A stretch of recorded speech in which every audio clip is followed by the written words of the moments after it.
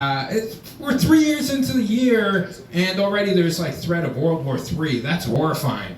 Which was like, it's absolutely horrendous, right? World War III. I think people just want it to happen. I don't know if anyone saw on TV yesterday, there was a bunch of Iranian protesters who were just not, like, they like the fact that the general was killed. They were super thrilled about it. But when Middle Eastern people, when we protest, it's very different than when, everyone else protests. We just had no rhythm, no organization. It was 7 people, first off. That's all that could show up to the event. They were all there, and they had no rhythm in their chant. They were just like, he is a terrorist, so he must go. That's it. There wasn't any follow-up, no nothing. Then they go, the protesters disbanded at 4 p.m. That's amazing. We're not sticking around. Sure, you might have a world war, but 4 p.m., there's traffic. We have to get home, You can't wait here all night protesting the world war. If it happens, we come back. Please tell us, It's good. Everyone keeps telling me I'm going to be a good dad, which I really hope, obviously. But at least I still got that rage within. That's not going away anytime soon. I really wish it would, but it's just not. Like, I went to a coffee shop down the street from my house, been there a whole bunch. They have one of those stamp cards where you can get a stamp when you buy coffee, and if you get enough, they give you a free coffee. I went in there with my wife, we got a hot chocolate, we got a coffee, the lady stamped it one time. I go, I'm sorry, miss, you made a mistake. There was just one stamp there, we got 2 drinks. She goes, oh yeah, I'm sorry, our rule here, it's just 1 per transaction. I go, what do you mean? Fucking 1 per transaction? Well, no, I got 2. You stamp it twice. She's like, sorry, I wish there was something I could do. I'm like, you own the place. You definitely can do something. She's like, I'm sorry. Then we sat there, and my wife and I were trying to talk, but I'm just like, I gotta burn this place down now. I don't want to, but I have. There's no other choice. I don't know what to do. I know. That's really angry. That's really aggressive. I shouldn't be saying this on this channel either, right? This is really bad. Never thought that through. Well, it's a fucking horrifying place. It's just scary. Remember when we were kids and you would see baby on board stickers on cars? Isn't that cute? It'd be like, if you were driving in your car and you had to crash into a car, you would avoid that one because there's a baby there, you just, steer away. No one gives a fuck about those anymore. People see baby on board, they're like, I don't give a fuck, right? If I'm gonna crash, you're getting it, pal. I think a better idea would be puppy on board.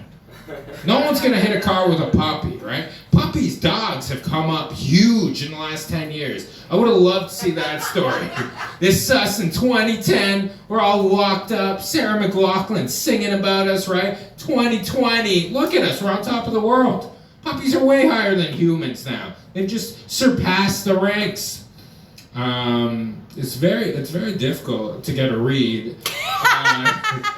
If you guys are enjoying it, are you guys having a good time? Okay, cool. This is cool. This is great. Blushed Tag 99 said clap clap clap. Hey, that's nice. Thank you. And he also said, or they also said, World War III ? Oh, buddy, you got a lot of news to be reading. Don't leave now, but at the end of the 24 hours, go search that. You are not going to want to leave your house. You'll be fine. Copper Smash, who's watching, just said, having a great time, all in caps. Okay. This is nice. Oh man, I feel like I'm interacting with these people. This is really good. Yeah, keep feeding me that if anyone else writes something. I'm a flight attendant. That's where this rage comes from. That's my other job. I'm a flight attendant. People aren't people when they're in planes. They're not. Everyone gets on a plane and just instantly becomes different. People are big into stretching on planes for some reason. People who've never stretched their whole life. People look like they just sit at their cubicle and never get up. 9 to 5, that's it. But they get on a plane. Blush said, yeah. Okay, can you stop heckling me? I don't need heckles in the middle of this. You get on a plane. And all of a sudden you're big into stretching. Everyone's like, oh, I better get to the back and do my Tai Chi. I don't know what that's all about. Gravy you know? Davy Jones said, ha ha ha ha ha ha ha. This is like a weird dream, man.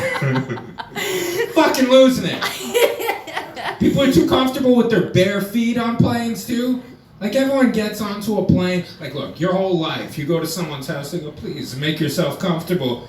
You sit down if you're not sitting, right? If you're already sitting, you lean back a little, right? Maybe a quarter inch, right?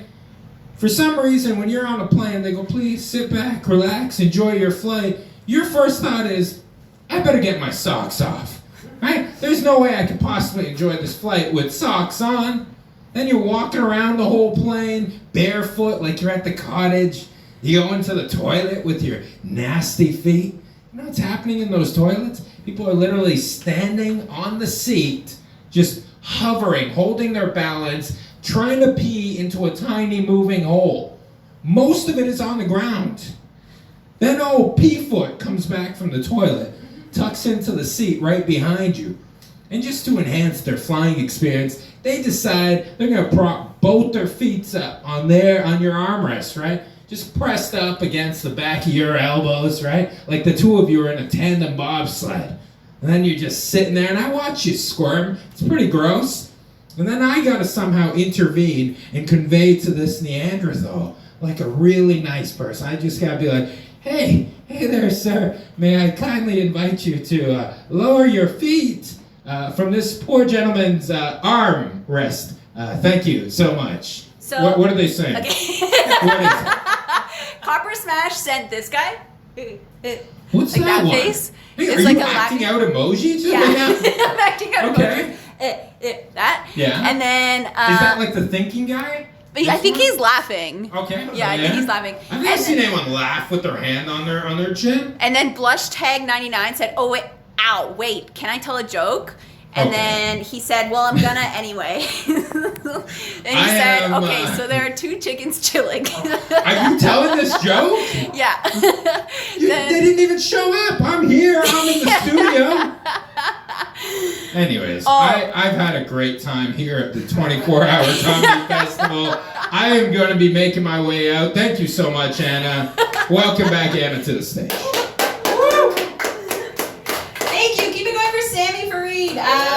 We have a mod in our chat, and he asked, comedians, I'll put this question to you. Our moderator, Monstar, asked if he can ban someone for a bad joke. They're laughing, so I feel like it's up. Yes? Yeah, give a one-way ticket to Cancellania.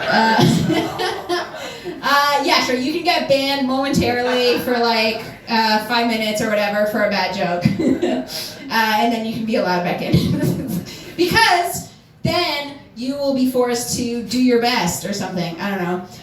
Anyway, that's great. Next up, we have the very funny Kyle Petrila. Hello. Talking to the camera. Good. You know, she said very funny, but she doesn't know me, so that was a fucking lie. But, yeah. So, people are worried about World War III, apparently. I'm going to talk to the camera now and not the people over there. Not that there are people over there. All right. This is not the most awkward thing.